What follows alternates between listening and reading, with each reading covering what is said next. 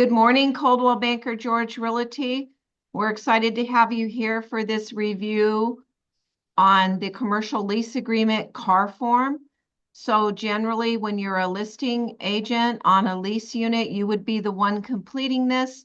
But as a tenant's representative, you would also want to make sure you understand the form. So I'm going to share my screen and we're going to get going.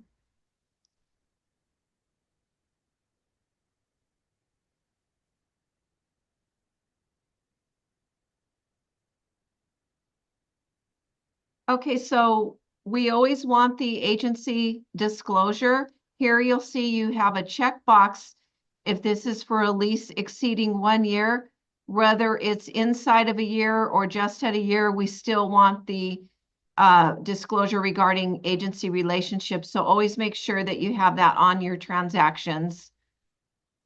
And you fill it out here. It does come populated. The agency disclosure will come populated with the California Consumer Privacy Act advisor, which we do require. The tenant would sign as well as the property owner.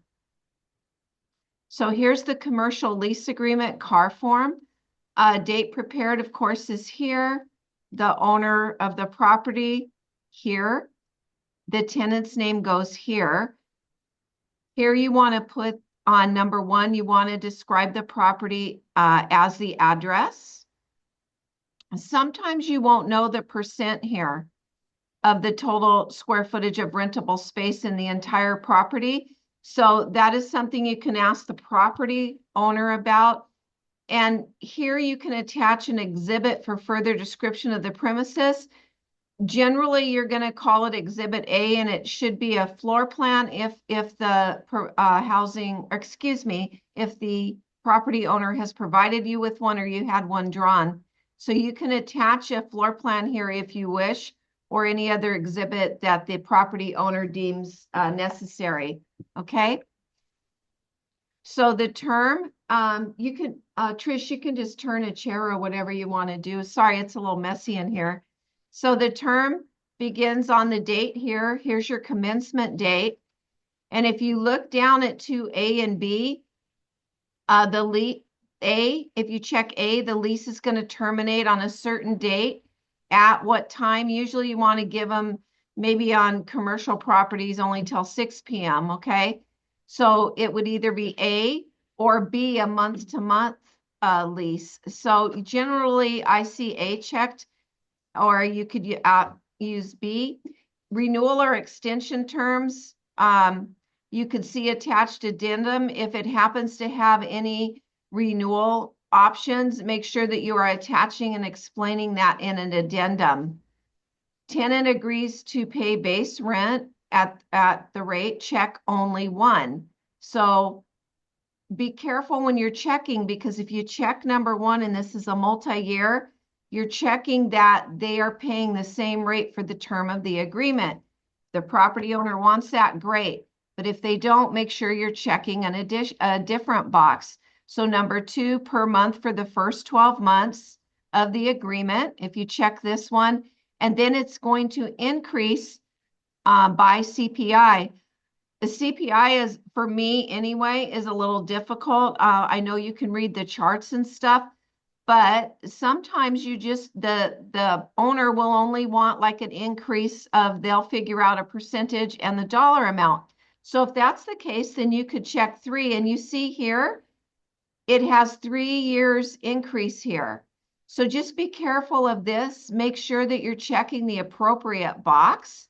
So if you want to increase for 3 years, then you can increase it here. Or if it's longer than 3 years, you can attach a rent schedule, the commencement date of the increase in rent, and you can line it out on a rent schedule attached, okay? So this you'll discuss with the property owner. Base rent is payable in advance on the first day of each calendar month. If the commencement date falls on any other day than the first of the month, the first month will be extend, like let's say we were renting it today, 2/7 to 3/7, and then March would be prorated based on a 30-day period. It says right here, you base it on a 30-day period.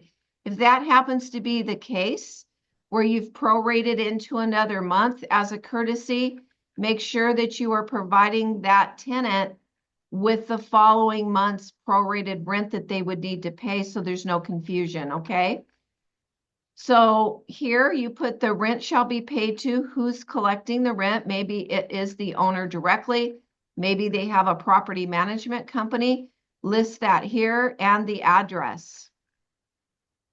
Okay. Tenant is entitled to possession of the premises on. You could put a date here for early possession. Usually for us, we don't have early possessions, but that is something to discuss with the property owner. And then it has check boxes here if the tenant is or is not obligated to pay rent other than base rent during the early possession period. So discuss this with the property owner. Usually you want to go on the commencement date.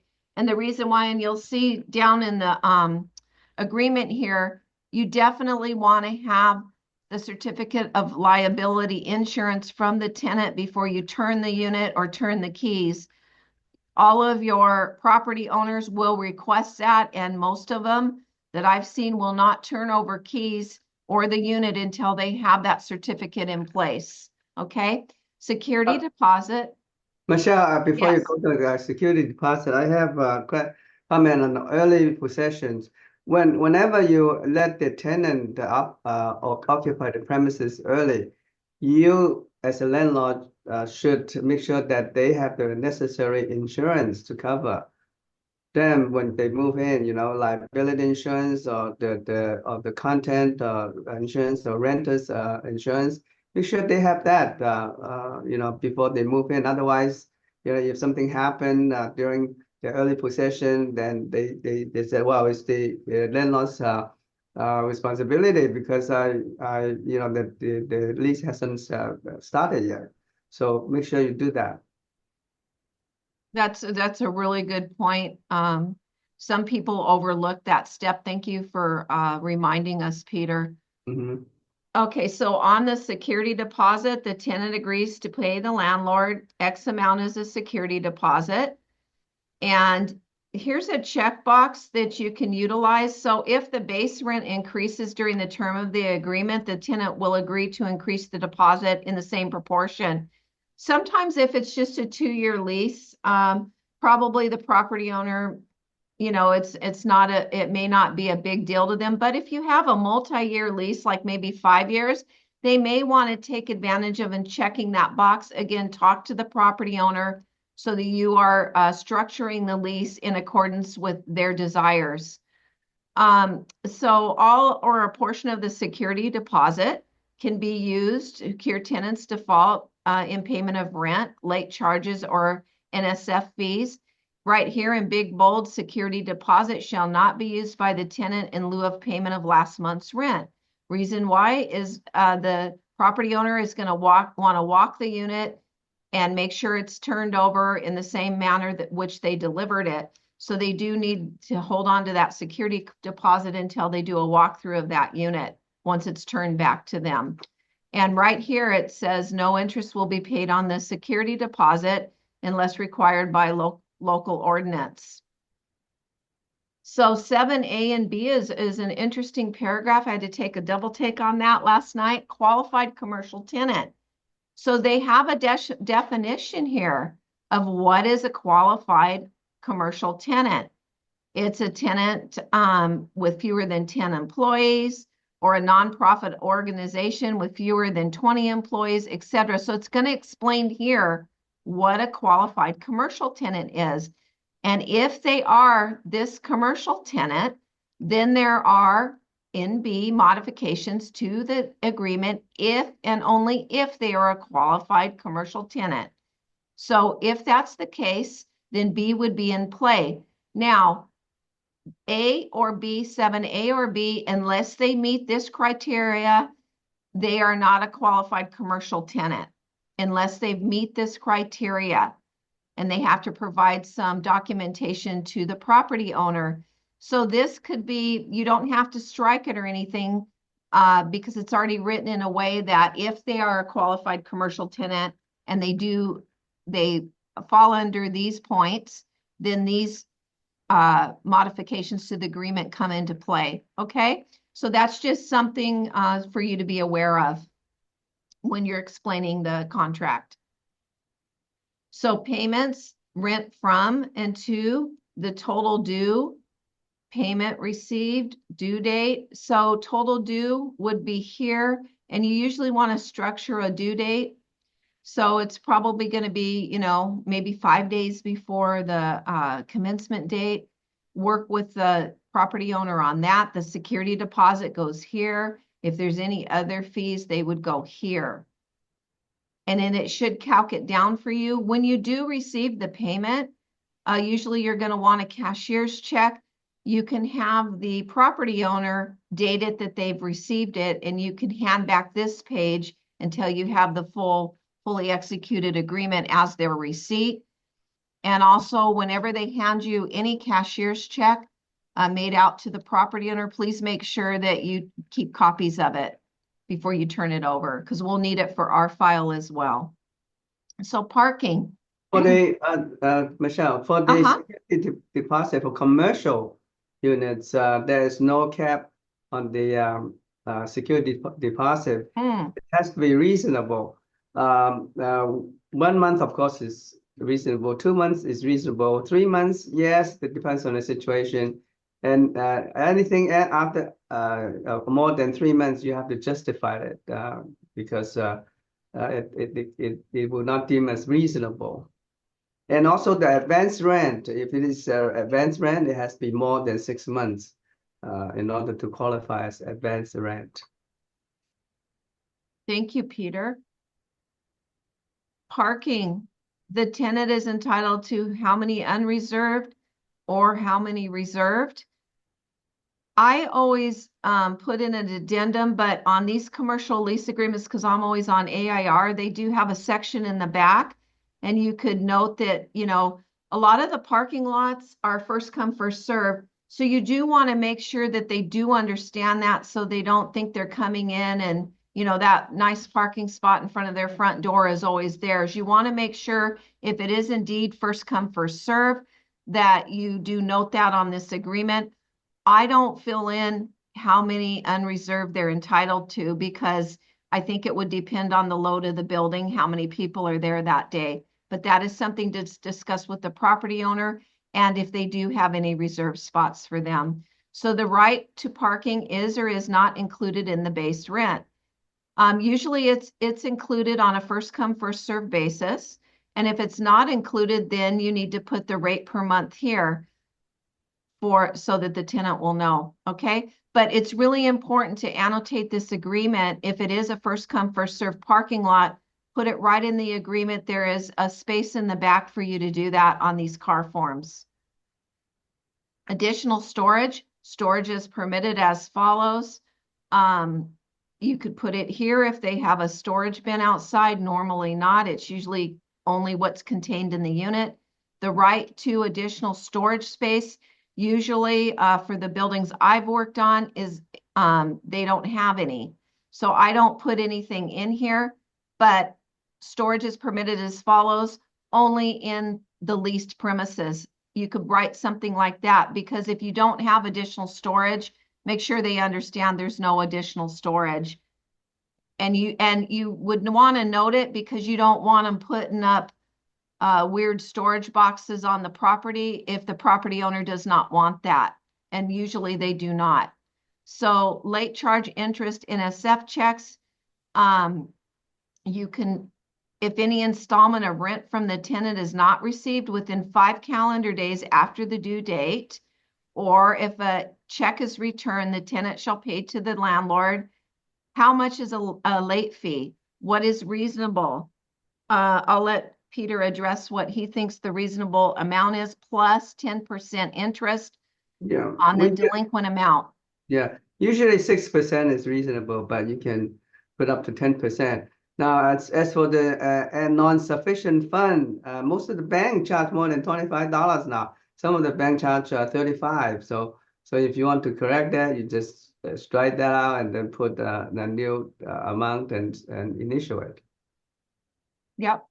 Yeah, that's true, because we're way beyond that. Yeah. So make sure that you don't miss this box here, and to amend the NSF fee according to the property owner's direction of what they think their bank will charge for that. So condition of the premise, the tenant has examined the premise and acknowledges that the premise is clean and in operational condition with the following exceptions. Unless there's an exception, that's usually blank. Items listed as exceptions shall be dealt with in the following manner. Maybe it's air conditioning that needs services. You can put HVAC unit shall be serviced prior to commencement date at tenant or lessor's sole expense. So who's ever going to pay for it and what they're doing would go here. For us, we usually like them to come in and check the unit prior to commencement date. They can even go in prior to signing the lease agreement one more time just to check everything out.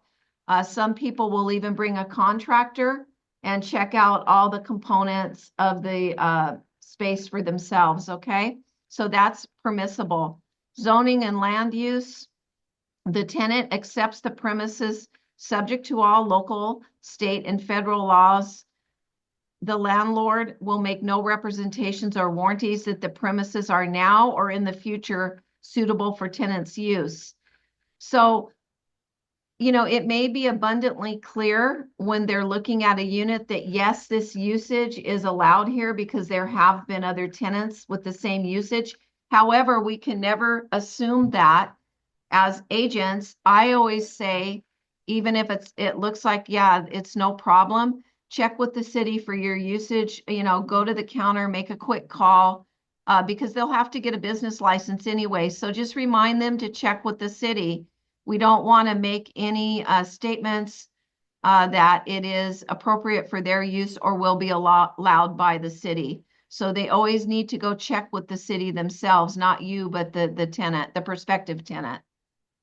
Yeah, that's very important because even though it was zoned for the particular use before, it might not continue to be legally allowable in the future.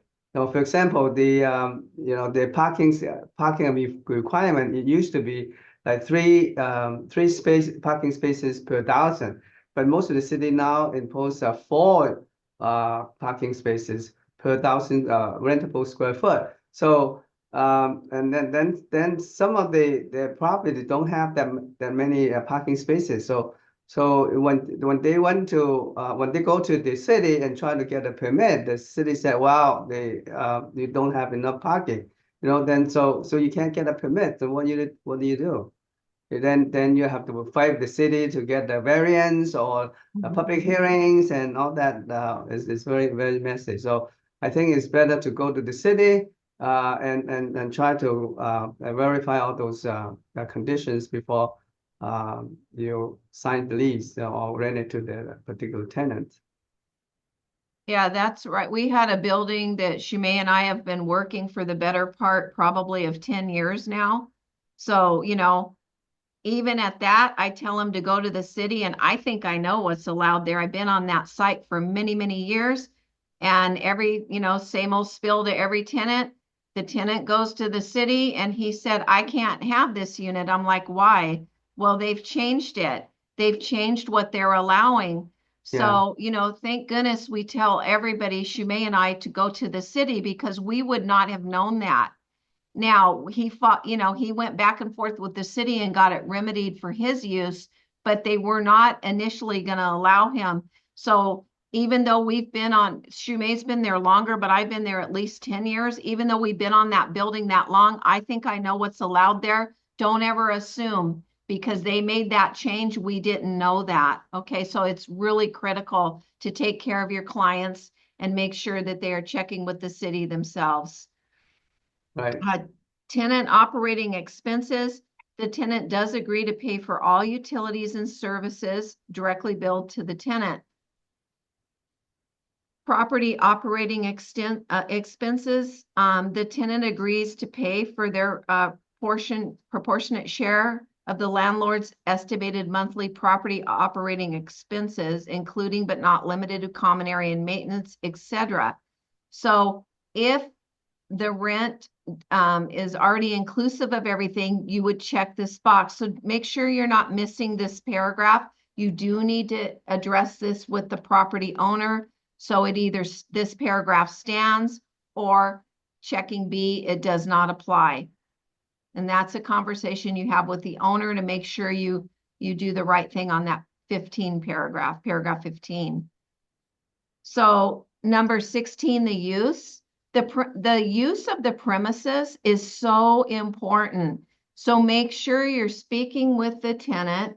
They already have checked with the city. The use has to be outlined here. It's really important because the landlord is leasing that unit based on, what they're telling them the use is. So make sure if you're the one filling out this form that the use is typed in. Tenants, agents, make sure you're checking all this to make sure it's right.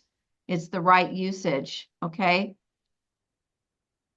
Rules and regulations, the tenant does agree to comply with all the rules and regulations, or if applicable, association, that are posted at the premises or delivered to the tenant. Maintenance is important, so we need to look at these boxes. The tenant, or if checked, landlord professionally maintain the premises, including heating, air condition, electrical, plumbing, and water systems, if any. These are really critical to know who's paying for what. It defaults to the tenant, or if checked, to the landlord. Tenant, or if checked, landlord shall keep the glass, windows, and doors in operable and safe condition. You need to have a conversation with the property owner and check that.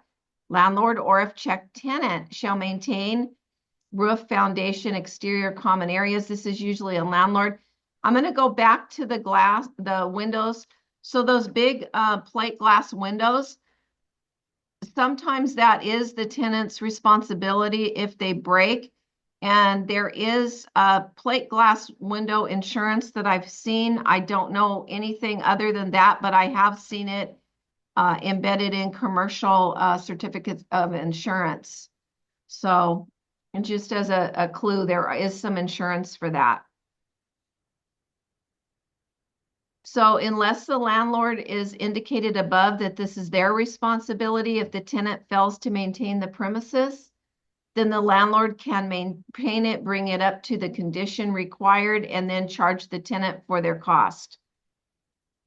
Alterations, the tenant shall not make any alterations on or about the premises, including installation of trade fixtures and signs without the landlord's prior written consent, which shall not be unreasonably withheld.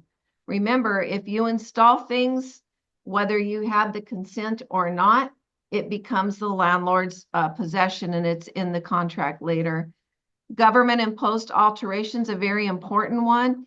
Any alterations required by law as a result of that tenant's use shall be the tenant's responsibility, and the landlord shall be responsible for any other alterations required by law. When you are looking at a unit with your client and you're writing up your first letter of intent on that unit, make sure that you include the bathrooms, because some of them are ADA compliant, some may not be. But one of the things that you should always have in your letter of intent is that the bathroom shall be ADA compliant upon delivery to tenant. And that's a negotiation point, but please don't miss that. Write that in your LOI and start negotiating on it on behalf of your tenant.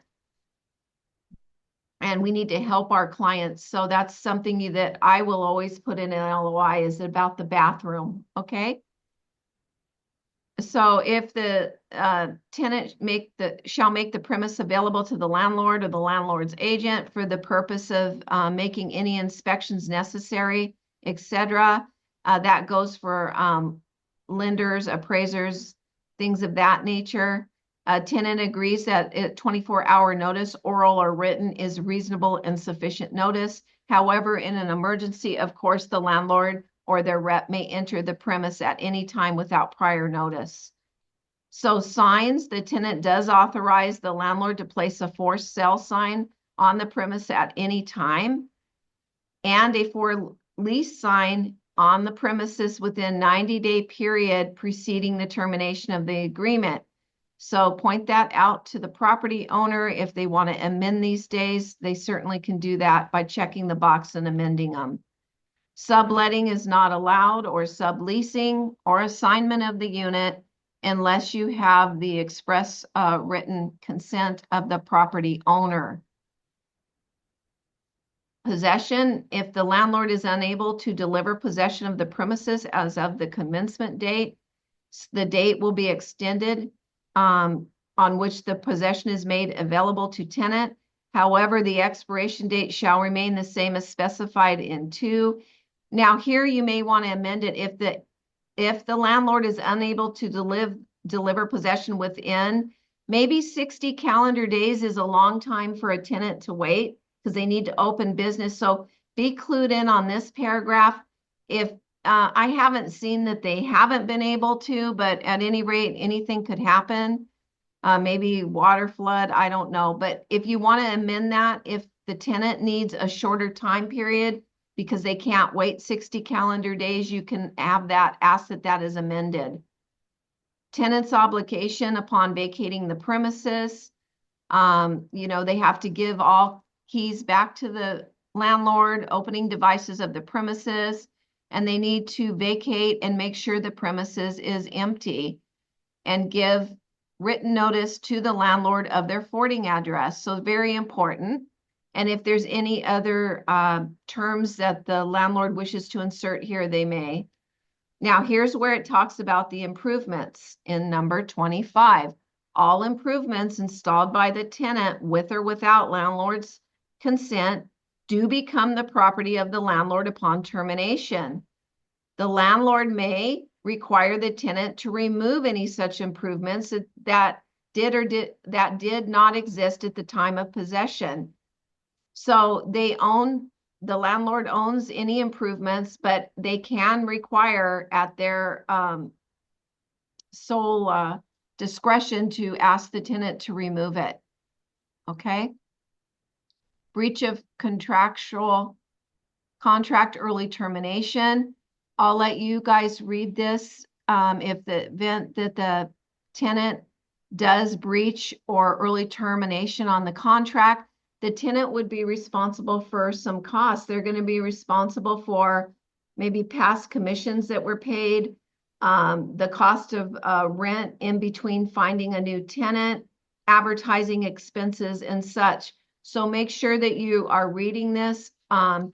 Usually you're not going to have a tenant that breaches, but they could. So make sure you understand there are some expenses involved for the tenant should they early terminate or breach the contract. Damages to the I have comments on the breach of contract on early termination. If you have a tenant who has special skills like being a doctor, a dentist, or any professional who's renting the space for their own practice, and then you would like to put a clause in there saying that if the tenant or the professional die, unexpectedly, they should be able to terminate the lease, early termination. Otherwise, it's if the professional die and then the practice that nobody to take over the practice, and for the person who guaranteed the rent or for the estate that will be responsible for the lease, it'll be a lot of trouble. So you plan ahead of time. If you are renting it to a professional, and that professional service is very important for the continuation of the lease, you would like to put that as a condition that if that person die, then the contract will be cancel and early termination of the lease. I think that's very important. Yeah, that's a great, because that professional is the business. So that's a Yeah. really good point. Damages to the premises. They have a whole paragraph here. If there's no fault of the tenant or the premises is totally or partially damaged, it gives the landlord the right to elect to repair or rebuild and able to complete such restoration within 90 days from the date of damage. Again, that's something to look at. Maybe the tenant wouldn't want to be there for 90 days, but if they're running a business and already up and operating, it may not be too much for them, but make sure you understand the time frame in here. Okay, so I really recommend that you all read this paragraph closely so that if you need to amend the days, the 90 days, then you amend it. Okay. So down here, you see that the landlord has the right at their own sole discretion within 30 days after such total or partial destruction or damage to treat the lease as terminated. So please read this in its entirety so that if you want to amend the days, you can amend them at the back end. Hazardous materials. The tenant shall not use, store, generate, or release any hazardous material to the premises. Okay, insurance, very important. This is the biggie here, because we need this certificate before they take possession. So they're saying the tenant's personal property, fixtures, and equipment are not insured by the landlord or their vehicles against loss or damage or vandalism, etc. Tenant is to carry tenant's own property insurance to protect the tenant from that type of loss. In addition, the tenant needs to carry liability insurance in the amount of not less than, the amount needs to go in here. Make sure that you are clued into this right here. The amount that the property owner is going to require needs to go in here. You do need to have a conversation with them. Down here, the landlord shall maintain liability insurance, insuring the landlord, but not the tenant, an amount of at least right here. So ask the property owner about these two figures. Please don't leave these blank. And if you need more room to express how much the tenant should provide, you can do that at the back of the agreement. The estoppel certificate, the tenant shall execute and return the statement delivered to tenant by landlord or their agent within 3 days after its receipt. Failure to comply with this requirement shall be deemed the tenant's acknowledgement that the tenancy statement is true and correct and may be relied upon by a lender or purchaser. Okay, so they need to return it within 3 days. And what does that outline? Usually it's going to outline how much rent, what the security deposit is.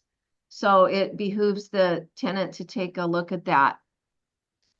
Landlord's transfer, the tenant does agree that if the landlord transferred interest, the new landlord or owner shall be substituted as the landlord under this agreement.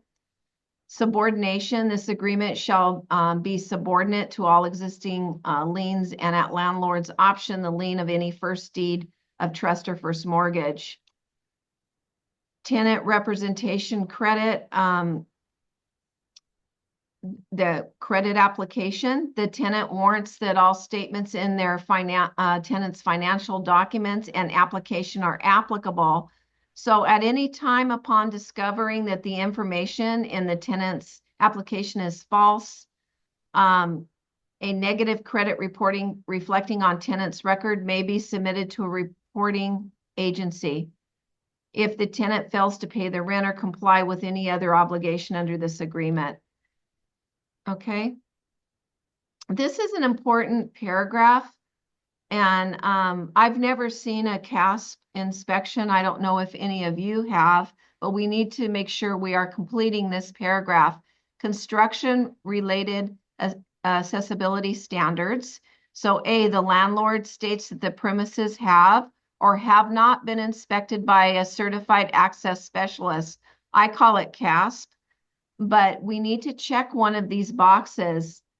For me, it's normally been that it has not. And even in AIR agreements, they're going to ask this very question and it needs to be answered. So if the premises has been inspected by CASP, then there's a series of questions that need to be answered. And it'll be landlord states that the premises have or have not been determined to meet all applicable construction-related accessibility standards, etc. So make sure that you're not missing 35A. If you check have, then there's a series of boxes down here you need to take a look at. So right here, I want to point out in C, although state law does not require a CASP inspection, the commercial property owner or lessor may not prohibit the tenant from obtaining a CASP inspection of the subject premises for occupancy or potential occupancy of the lessee or tenant if it is requested by the lessee or tenant. So make sure you understand this.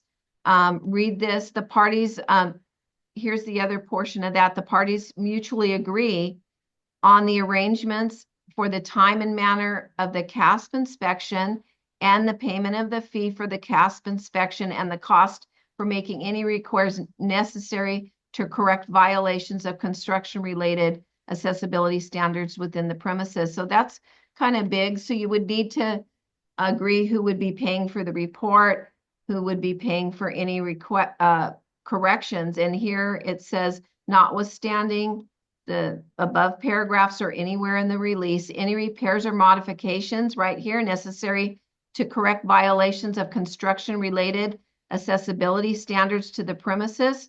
Whose responsibility is it? A box, here needs to be checked. So this isn't just a throwaway paragraph. It's kind of important.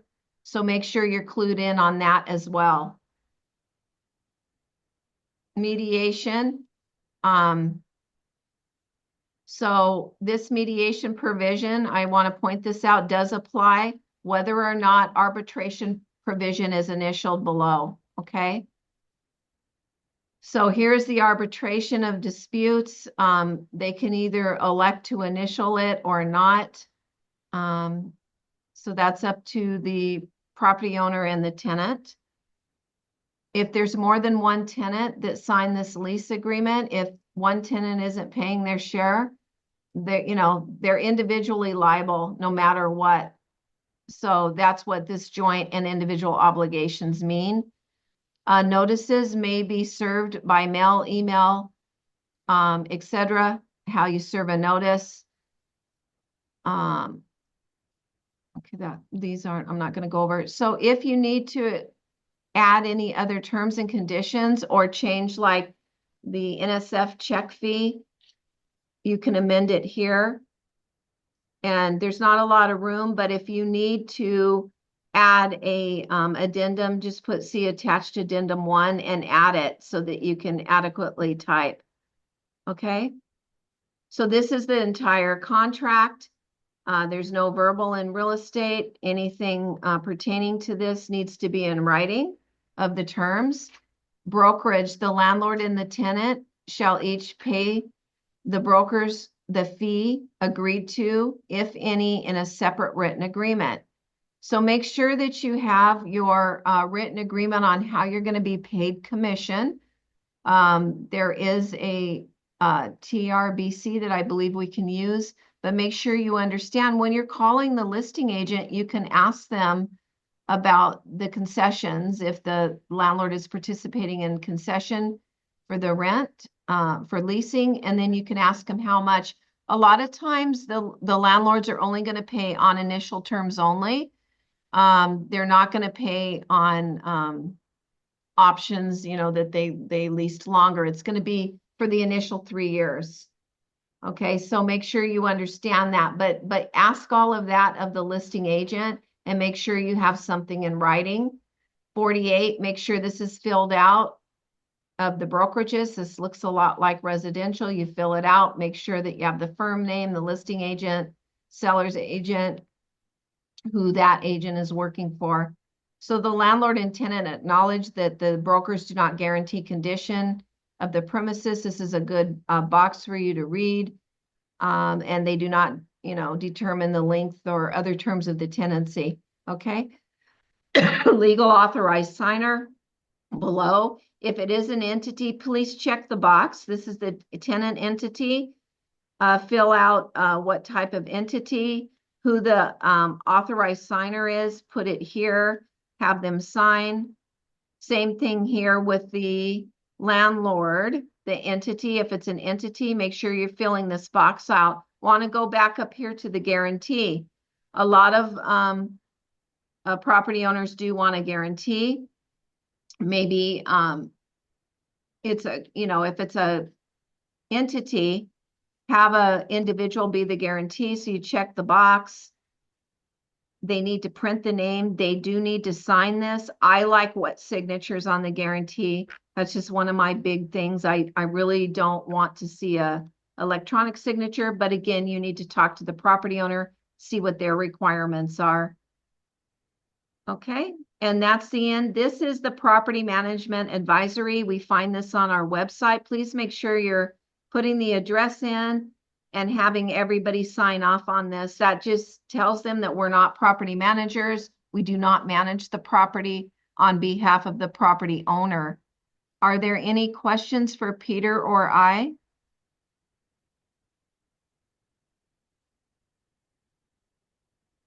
Good quiet group today, huh? Oh, it's very quiet. No question at all? The credit report, how high is the qualified range?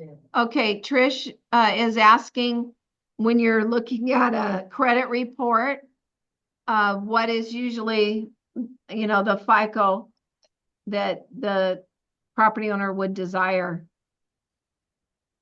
It's a matter of personal preference, most of the landlord will at least go 700. Yeah.